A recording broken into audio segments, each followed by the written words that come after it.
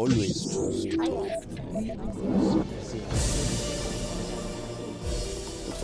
Dr. Abbas Araghchi, Foreign Minister of Iran, thank you for talking to Al Jazeera. Your Excellency, there is a U.S. perspective stating that the negotiations are ongoing and that Iran has accepted the American conditions. What is your assessment of this Iranian position? How do you view it?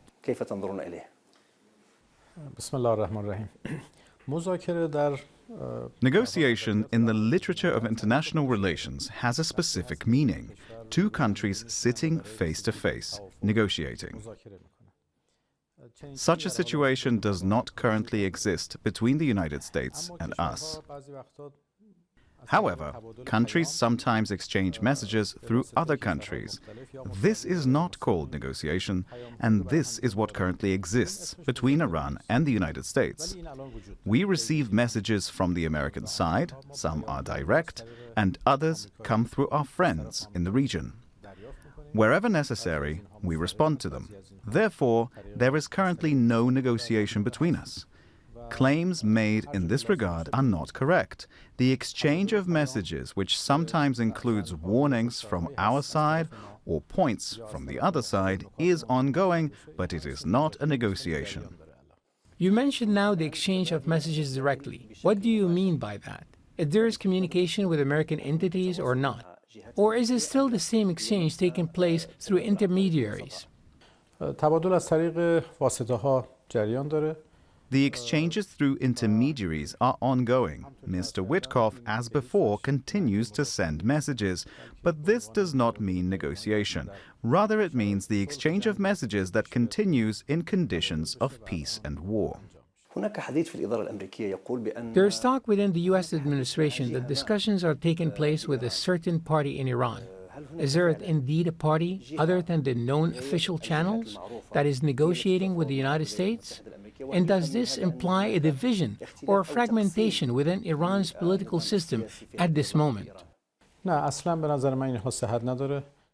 of this has any accuracy. All messages are through the official channels of the Ministry of Foreign Affairs, or the Ministry of Foreign Affairs is aware of them. Security services usually have contacts. Some are also conducted through those channels, but all take place within a specific framework established by the government and under the supervision of the SNSC. There is a single management in charge of all of this. There is absolutely no issue of multiple directions existing. Everything is under the management of the Supreme National Security Council. The U.S. President has stated that you have responded to the 15 American demands. What do you say to that? We have not yet responded to the 15-point U.S. proposal. No response has been given. At the same time, you mentioned that you presented 5 conditions to the mediators. Has there truly been a response to these conditions? How does the United States view them? From our side, no condition or clause has been presented to the other side. Those 5 conditions, or the 15-point framework mentioned, were based on media speculation. There are speculations, and this is the media's work. Nothing has been given to the American side from our side. Where do the negotiations currently stand?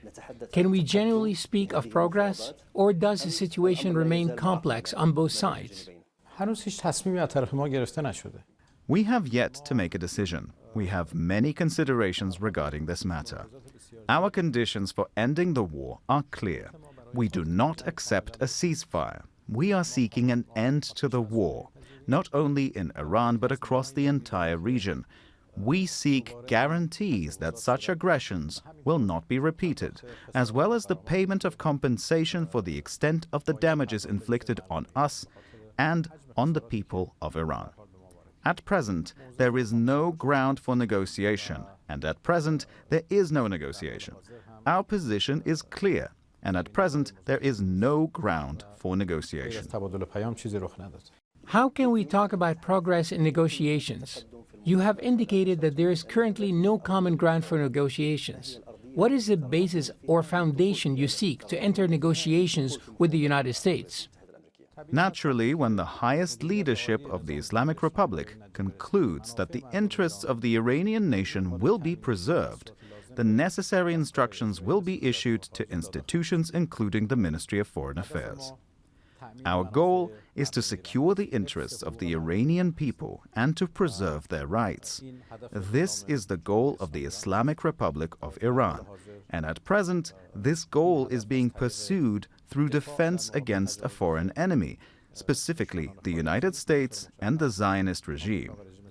Whenever it becomes necessary for this defense to be carried out through another means, the necessary instructions will naturally be issued.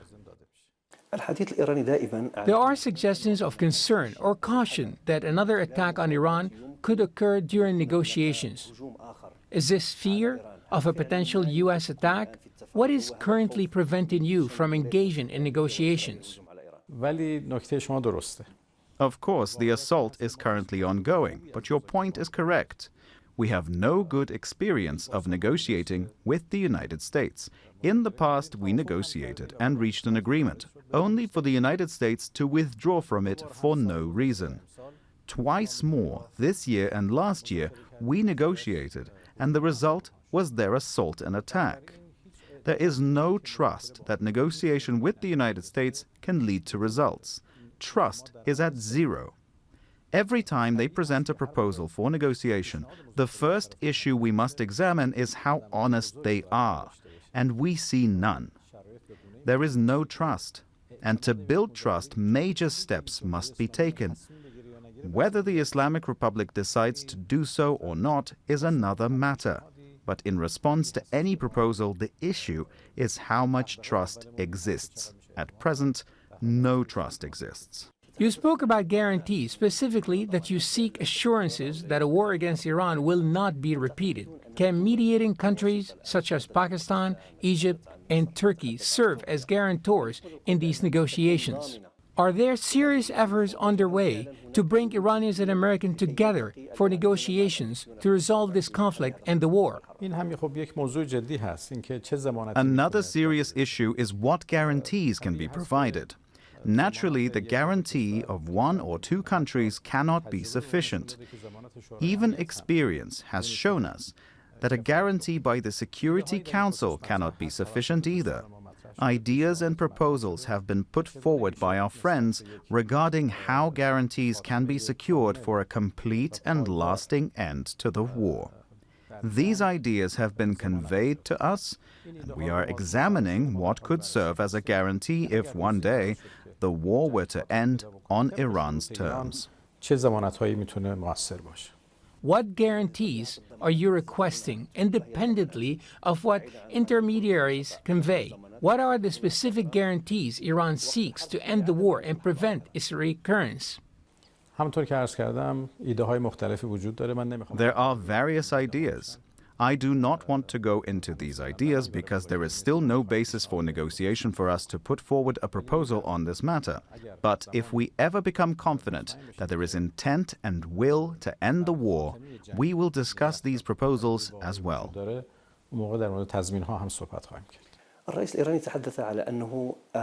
U.S. president has reportedly given a deadline until April 6, stating that if Tehran does not respond in negotiations, a comprehensive attack will be launched targeting energy, oil, and vital infrastructure across Iran. What do you say to that?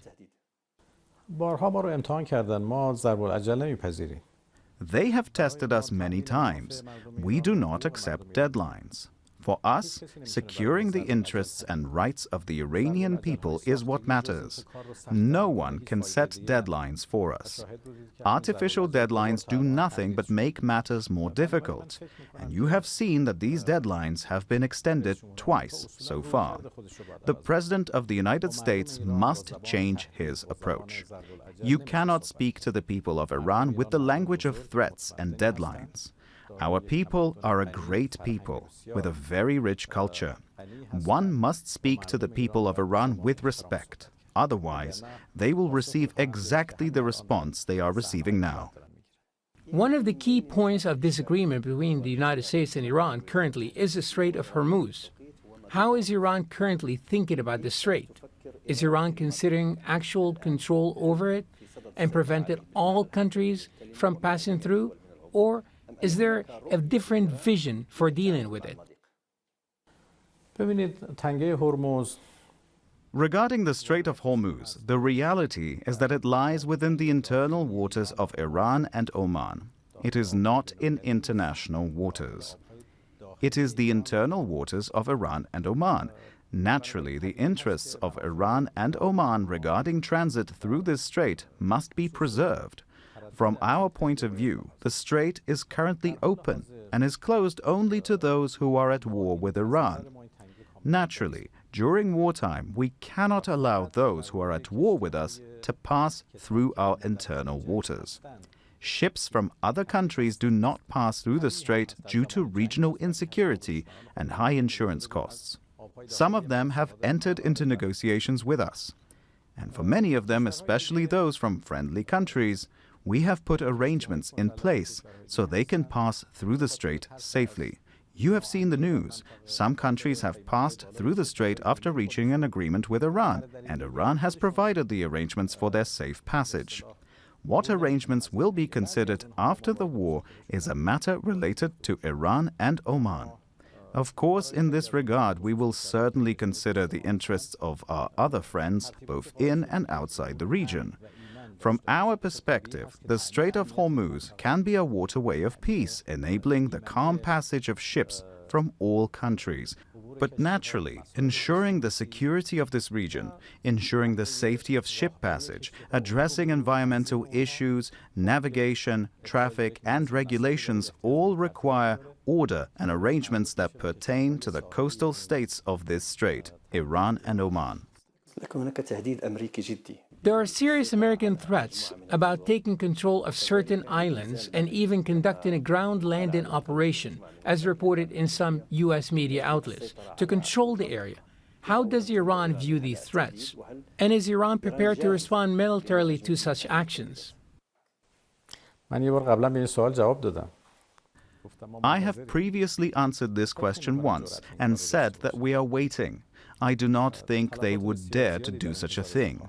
Very heavy casualties would await them. Of course, we do not seek this. We did not start this war, but we defended ourselves forcefully. You have seen the damage inflicted on them, to their facilities, equipment, radars, aircraft and strategic aircraft, and what happened to their AWACS. In ground warfare, we are even better than this. We are fully prepared to confront any ground threat to our country, and we hope they do not make this mistake.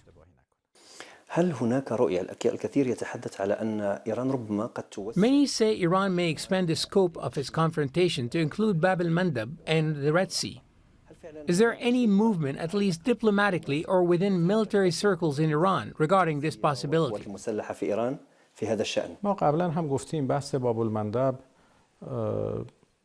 We have said before that the issue of Bab al-Mandeb concerns the countries of the region, and Yemen has its own policies in this regard.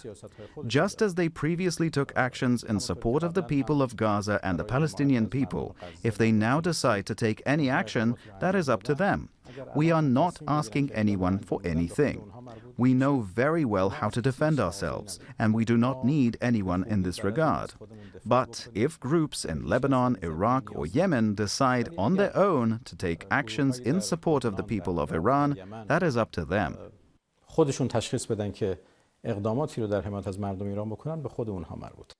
There are reports that Iran is demanding that any negotiation table with the United States to end the war should include all members of the axis of resistance. What do you mean by that? From our perspective, any end to the war in Iran must be comprehensive and complete across the entire region. When we speak about ending the war, we mean ending the war in Iran, in Lebanon, in Iraq, in Yemen, across the whole region. We want peace and the absence of war throughout the region, and I think the region agrees. I hope the United States and the Zionist regime understand this as well. The war must end under conditions in which the entire region is at peace, and there is a guarantee that it will not be repeated. Would these groups from Lebanon to Iraq to Yemen be present at the negotiation table alongside Iran in talks with the United States? For now, there will be no negotiations. No decision has been made yet. Whenever a decision is made, we will consider it then. There is discussion that the United States estimate a war time frame of 4 to 6 weeks. What is Iran's own estimate or preparedness timeline for war? We do not set any deadline for defending ourselves. Wherever necessary, we will defend ourselves in whatever way is necessary. We will defend ourselves, our people, and our country in whatever way is required. It does not matter to us what policy our enemies adopt or what deadlines they set. Of course, we recommend that before they suffer further damage, they should end this war and end it completely and permanently. Meanwhile, statements from Iran suggest readiness for up to 6 months of war. Is Iran truly prepared for such a duration, specifically given that the United States and Israel are talking about targeting Iran's missile and air defense systems? For at least 6 months, wherever necessary, we will defend our country. There are also American claims that Iranian missile and drone systems are currently being targeted, with accusations that Iran is using them against countries in the region. What is your response? Is Iran indeed targeting regional countries? So, where do these missiles that are being fired come from? Where do these drones heading towards them come from? Just 2 days ago, we destroyed this American AWACS aircraft worth about $600 million with a low-cost Iranian drone. So where do these come from? I think we should not pay much attention to the American propaganda campaign. The world is aware. It sees that our strikes are continuing consistently and that they have not been able to stop them. They have also not been able to reopen the Strait of Hormuz. They even sought help from other countries, but still couldn't do it. Now they are even pleading for negotiations. Therefore, I think we should not pay too much attention to our enemy's propaganda. The reality on the ground is that we have maintained our defensive capabilities. Our strikes against the enemy continue, and they continue strongly.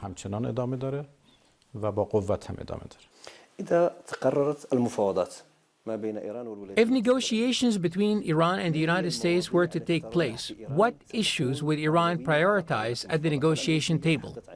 The American side speaks about the nuclear program, the missile program, and Iran's regional policies. What are Iran's priorities in these negotiations? There is still no plan for negotiations. If one day we reach that point, we will determine the priorities. There is concern among countries in the region. They ask, if Iran is confronting the United States, why are these countries being targeted? This includes Gulf states such as Kuwait, Qatar, Oman, Saudi Arabia, and Bahrain. There is a sense of grievance, as described in Arabic. We have explained this many times. We truly do not attack our friends in the Persian Gulf region. We attack American facilities, American forces, and American targets that unfortunately are located in these countries. There may be collateral damage, but our targets are only American objectives in these countries. There is a reality that no one can deny. The United States is using the territory, airspace, and waters of these countries to attack Iran. There is substantial evidence and documentation for this. Even the Americans themselves have said it. They have admitted where the guided missiles fired at Iran were launched from. Are they fired from 2,000 kilometers away? No, they are launched from within the region. When their aircraft take off from their ships, where do they refuel? They have no other way. They refuel in the region through American aerial tankers stationed at their bases there. 3 American F-15s were in Kuwait, and according to them, they were mistakenly shot down. Well, anyone can ask, what were they doing in Kuwait? it was clear that they were using Kuwait's airspace to attack Iran. The fact that the United States is using the airspace, territory, and waters of these countries against Iran is a reality. We only target American objectives located in these countries, places that provide services to these forces and where they gather. American newspapers themselves have admitted that American soldiers hide in hotels and office buildings in Persian Gulf countries. In reality, they are using the people of the Persian Gulf as human shields. Why do they not see this reality? We did not start this war. The United States started this war, and the Zionist regime started it, using their bases in these areas. Our friends in the Persian Gulf region should complain about the United States and the Zionist regime and condemn them instead of complaining about us. Why have they never condemned the aggression against Iran? Instead, they condemn us for defending ourselves. That is really not fair. We want our friends in the region to live with dignity and pride. We respect Arab sovereignty. We do not insult them the way their American friends sometimes do. The United States has made very insulting remarks about the leaders of the Persian Gulf countries, but we speak to them with respect. Finally, how do you envision the future nature of Iran's relationship with the countries of the region? We want respectful and friendly relations. I accept that in the future we will have difficult work ahead to rebuild trust. Still, I am confident that with the goodwill on our side, the Islamic values prevalent in Arab countries, and the common goals we share for the security of the Persian Gulf region, we can rebuild that trust. We live together in this region. The security of this region must be ensured by ourselves. The presence of American bases in this region has shown that they not only do not provide security, but are actually against the security of the region. Our friends in the Persian Gulf region should ask why American bases could not protect their security and instead became a source of insecurity for them. If there were no American bases in Saudi Arabia, Qatar, Kuwait, and the other countries of the region, no one would attack them. The presence of American bases in the region disrupts the security of the countries of the region. In the future, we must reach a joint decision to live together in security. Security requires a collective regional structure. It cannot exist for one side and not for the other. The same is true for prosperity, progress, and development. It cannot exist for one side and not for the other. If we want lasting peace in this region, we must move away from foreign forces and rely on ourselves. We must establish security through security agreements and economic agreements amongst ourselves. I hope, and I am confident, that in this way, the region's security will be more sustainable. Dr. Abbas Araghchi, Foreign Minister of Iran, thank you for talking to Al Jazeera.